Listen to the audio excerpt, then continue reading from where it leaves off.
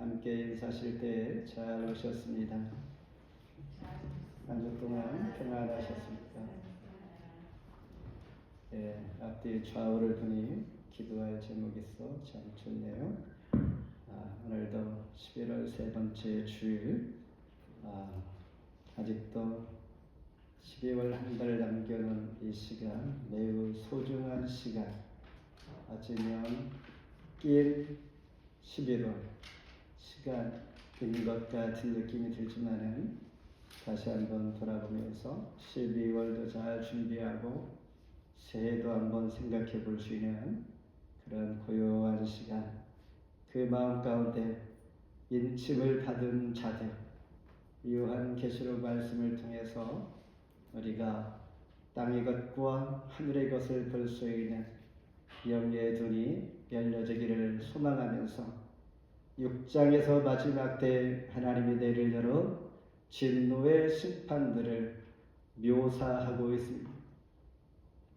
이 요한계시록 말씀을 가지고 설교할 때 저도 긴장을 하면서 무척 몸부림치면서 말씀을 준비할 때 여러분 듣는 순간에 요한계시록 어렵다, 무섭다라는 느낌이 들면서 말씀을 전하는 자나 받는 자가 그리 쉽지 않기에 오늘 가능하면 잘 듣고 또한 읽고 은혜가 되는 시간 되기를 바랍니다. 요한계시록 1장에서 말씀을 듣는 자가 복이 있다, 말씀을 읽는 자가 복이 있다라고 말씀하였기에 오늘도 듣고 읽고 함께 나눌 때 이런 복이 있기를 소망합니다.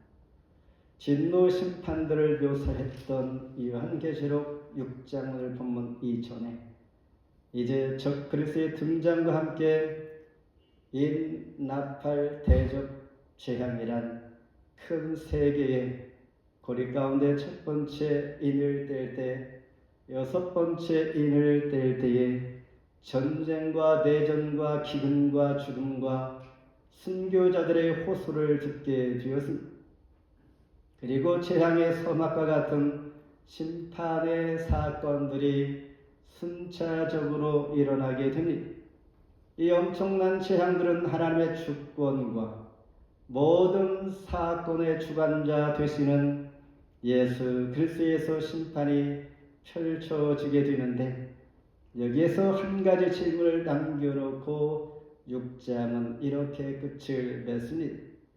6장 17절에 그들의 진노의 큰 날이 이르렀으니 누가 능히 서리요 하더라.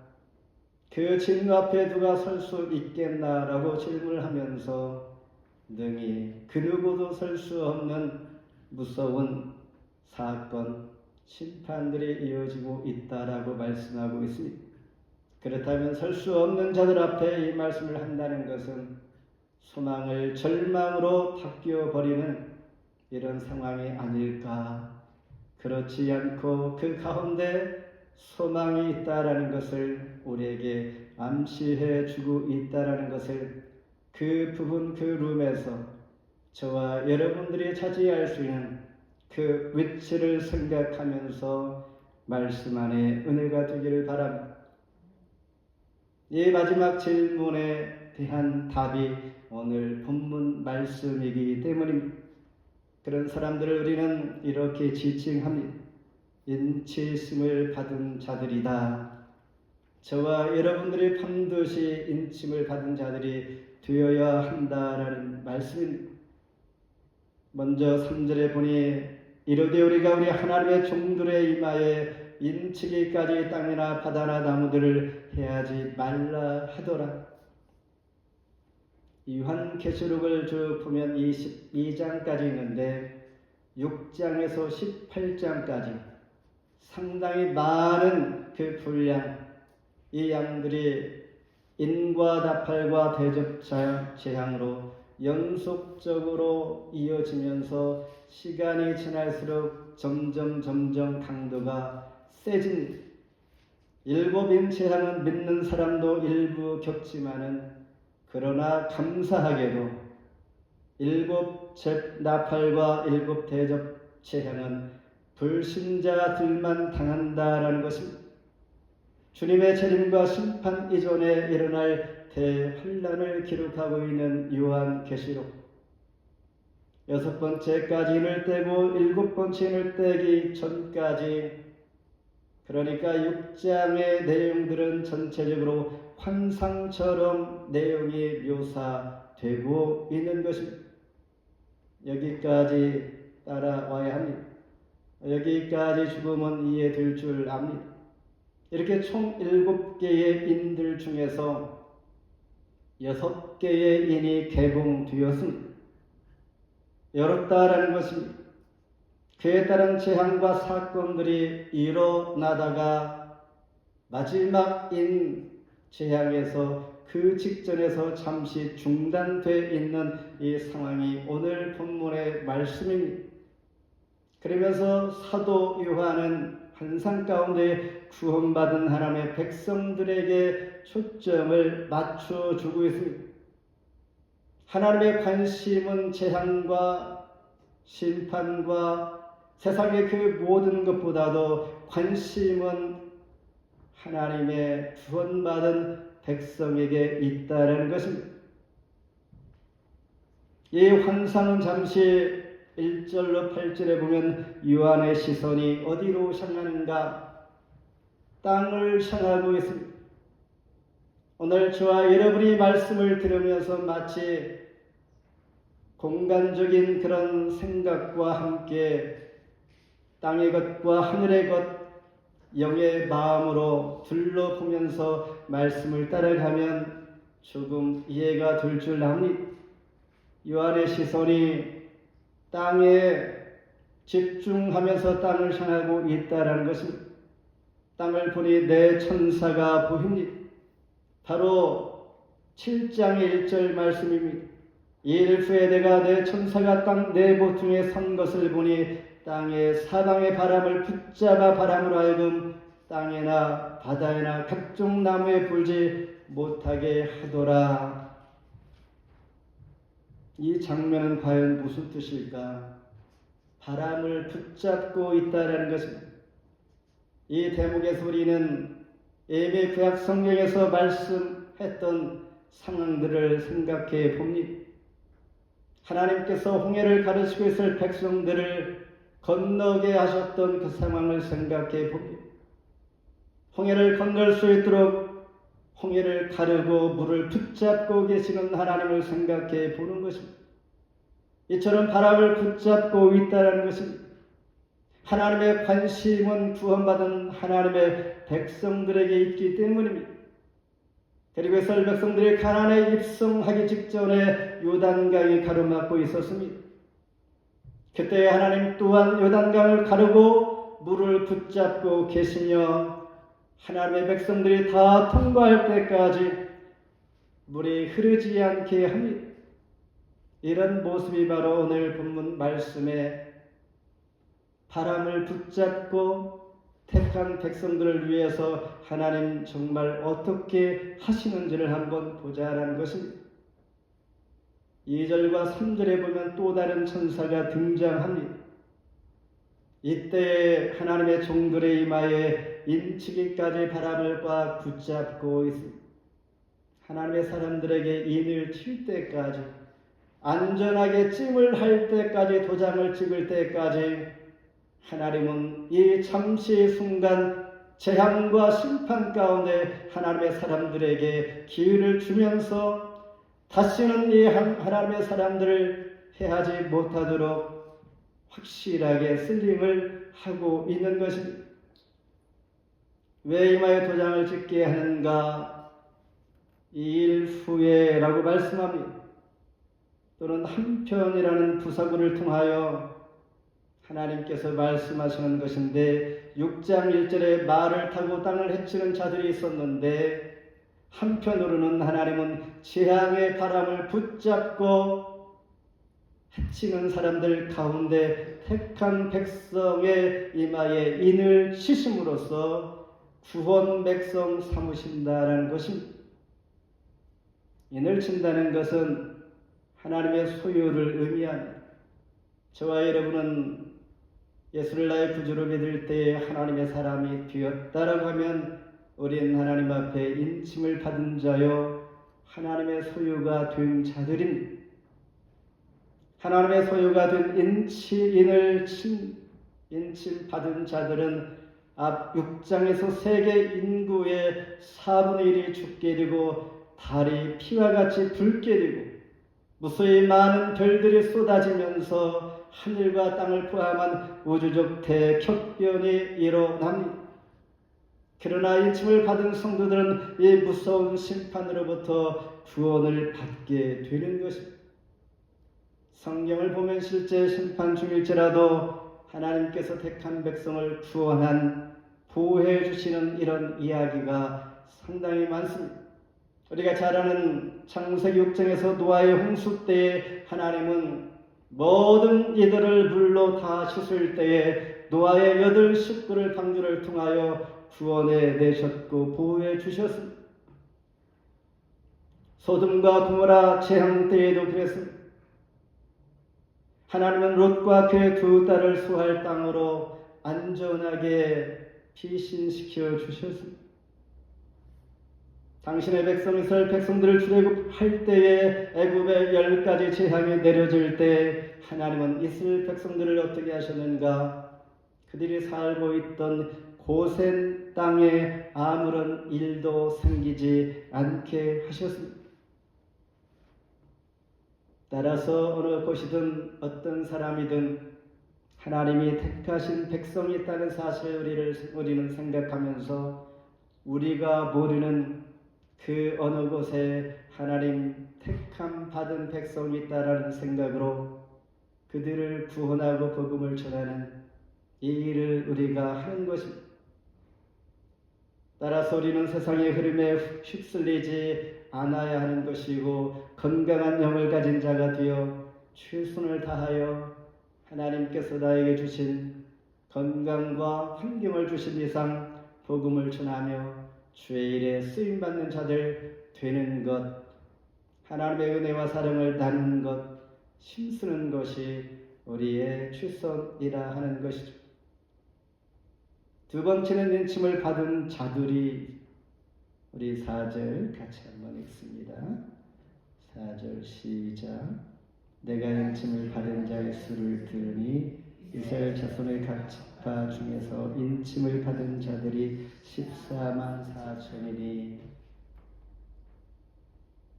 이 말씀을 읽을 때 우리는 참 이단들을 바라보면서 숫자 노름으로 혼란스럽게 할 때가 참 많습니다. 이마에 인침을 받은 사람만이 천국과 축복, 성령의 인침을 받았다는 하나님의 백성들에게 주시는 복된 소식이 바로 요한계시록인 것입니다. 에베소서 1장 13절에 그 안에서 너희도 진리의 말씀 곧 너희의 구원의 복음을 듣고 그 안에서 또한 믿어 약속의 성령으로 인치심을 받았다라고 말씀하고 있습니다. 내 안에 주인이 주님이시라면 우리는 성령으로 인치심을 받은 자들입니다. AD 70년에 예루살렘은 무너지고 말았습니다. 그 후 20년 사도, 즉 사도 요한의 요한계시록 기록할 때 구약시대의 지파 개념은 거의 사라진 상태였습니다. 신약성경에서 성도들을 그냥 12지파 개념 대신에 영적인 이스라엘 이렇게 불렀습니다. 물론 야고보서에 보면 12지파라고 부르기도 한 예가 있습니다. 야고보서 1장 1절에 하나님과 주 예수 그리스도의 종 야고보는 흩어져 있는 12지파에게 문안하노라. 성경을 보면 야곱의 아들이 몇 명이죠? 12명입니다. 그런데 요셉의 2 아들 보네스와 에브라임을 지파로 만들면서 총 13파가 되는 것입니다. 그런데 성경을 읽다 보면 한 번도 13지파라고 말한 적이 없습니다. 언제나 12지파이며 우리도 그렇게 이해하고 우리가 그렇게 믿고 있는 것입니다. 이스라엘 땅을 배분할 때도 12지파에게만 배분했고 레위 지파는 제외시켰습니다. 사사기에 등장하는 사사도 12명이며 예수님의 제자들도 12입니다. 예수님을 은 30에 팔은 가롯 유다, 그가 빠지게 되자 사도행전에서 마띠아를 채워 넣을 정도로 성경은 12에 대한 집착이 매우 강합니다. 따라서 12이라는 문자적이면서 동시에 상징적인 수다라는 것입니다. 그래서 인침을 받은 자들 14만 4천은 무엇인가? 12, 1000입니다. 구약의 12지파, 신약의 12제자, 모든 믿는 자들을 포함하여 1000이라는 무수한 수많은 상징하는 수 1000을 더하여서 14만 4천 이렇게 한 것입니다. 믿는 사람이 꼭 14만 4천이 되는 것이 아니라 무수한 하나님 택함 받은 백성들을 의미하는 것입니다.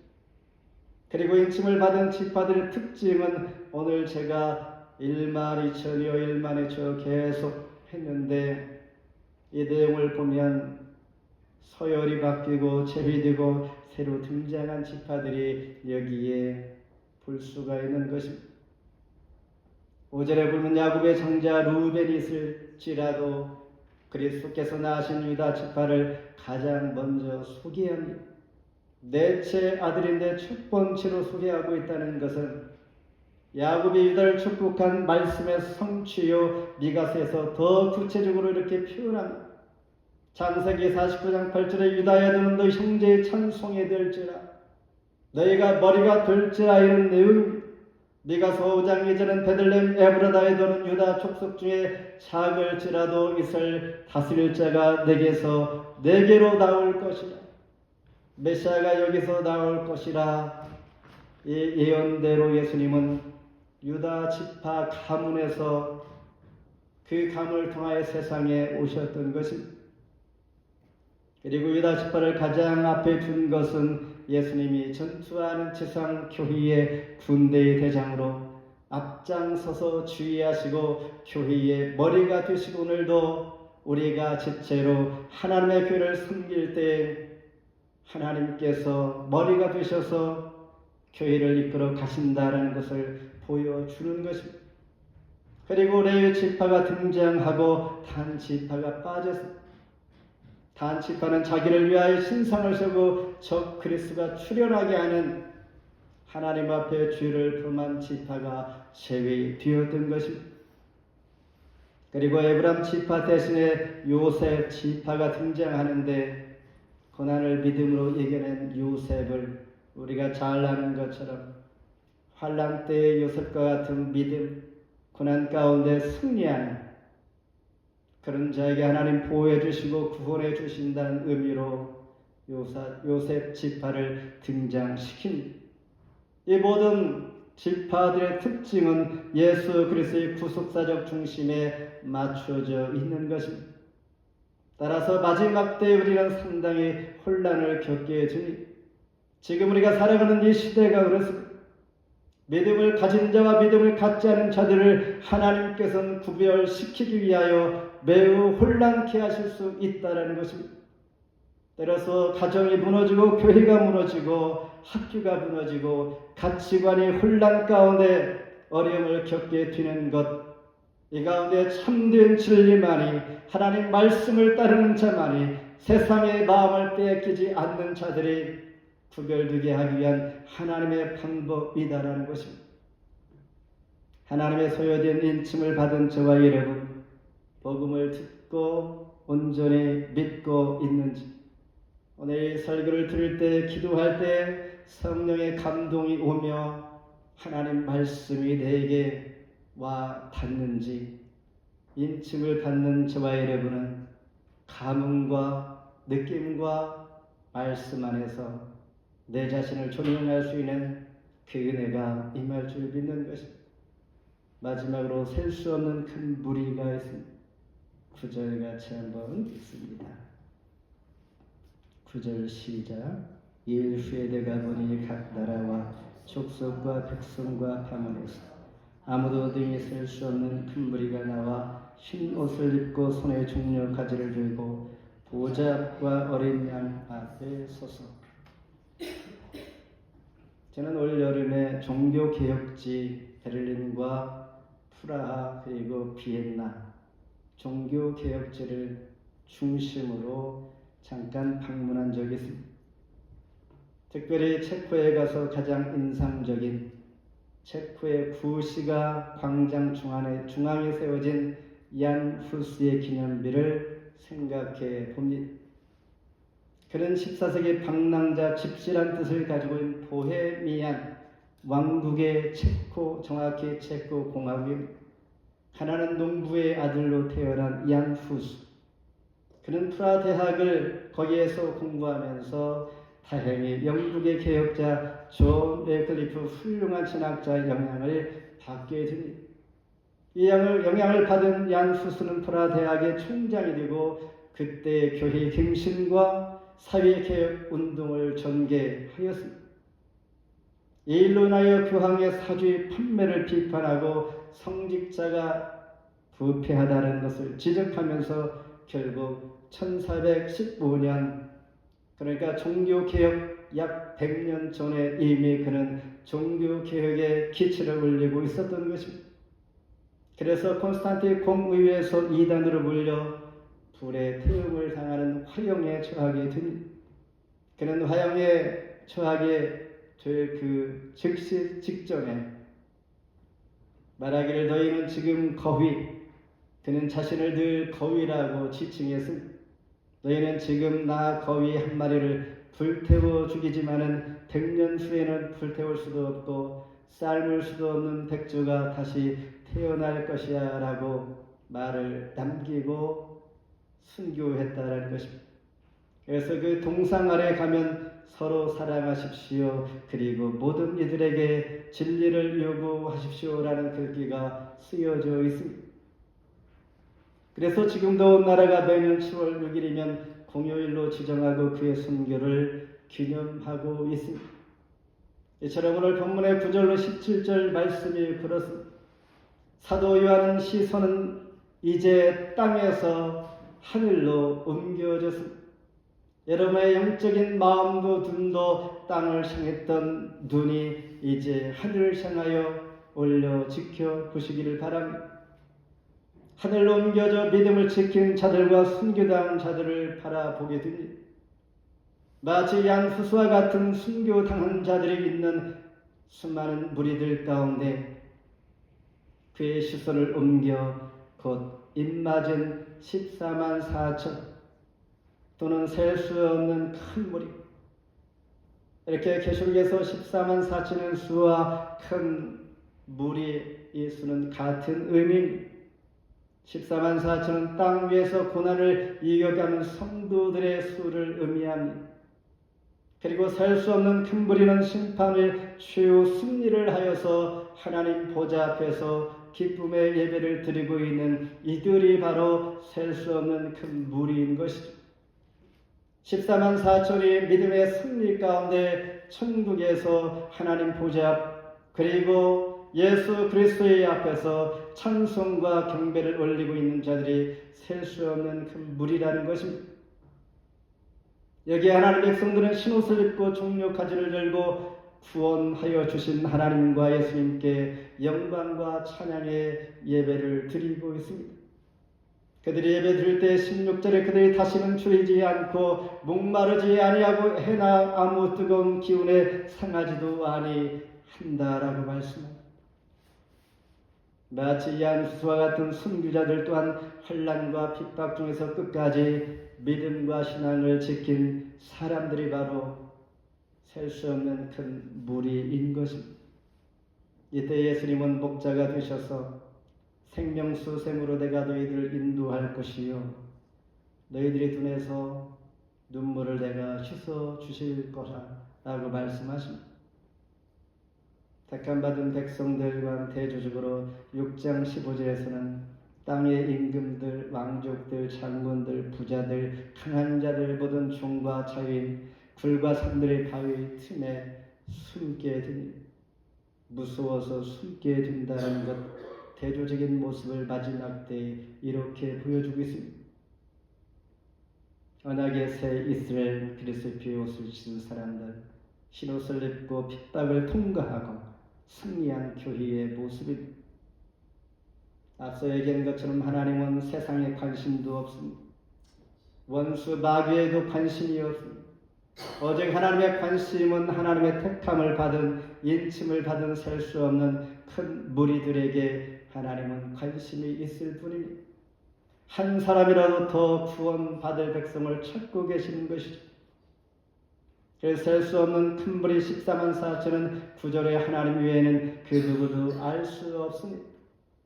오직 하나님만이 그 수가 얼마 되는지 정확히 알고 계실 뿐이요, 한 사람이라도 부족하거나 넘침이 없이 구원 계획을 완성하실 분 하나님뿐이라는 것입니다. 말씀을 맺습니다. 길을 걷던 한 소년이 동전 하나를 발견하고 몹시 기뻐합니다. 이유는 공짜로 얻었기 때문입니다. 그 후로 이 소년은 늘 땅만 바라보고 다닙니다. 여기서 동전 하나지만은 관심이, 나의 기쁨을 얻게 된 그곳에 우리는 마음을 잃고 살아간다라는 것을 의미하는 것입니다.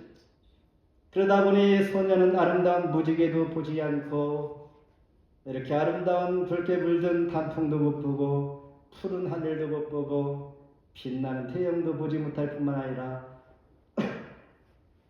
사람들의 미소도 그리고 영원한 가치 있는 것을 깨닫지 못하고 마음을 잃고 살아가는 자인 것이죠.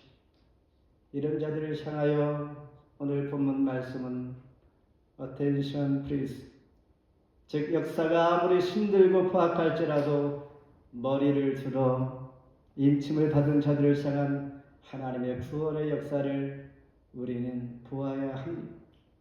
그래야 할 때 심판의 날에 등이 설 수 있을 뿐만 아니라 하나님 보좌와 어린 양 앞에서 찬양과 경배를 하게 된다라는 것. 이제 저와 여러분은 땅의 것을 바라보며 위의 것을 바라보며 인과 나팔과 대적 재앙, 무서운 심판과 재앙의 이야기에서 하나님께서 복을 주시기 위하여 구원 백성을 찾으시고 관심은 오직 저와 여러분에게 있다는 사실을 깨닫고 듣고 보고 있고 말씀 안에서 은혜가 될 수 있는 요한계시록 말씀이 되기를 주의 이름으로 축복합니다.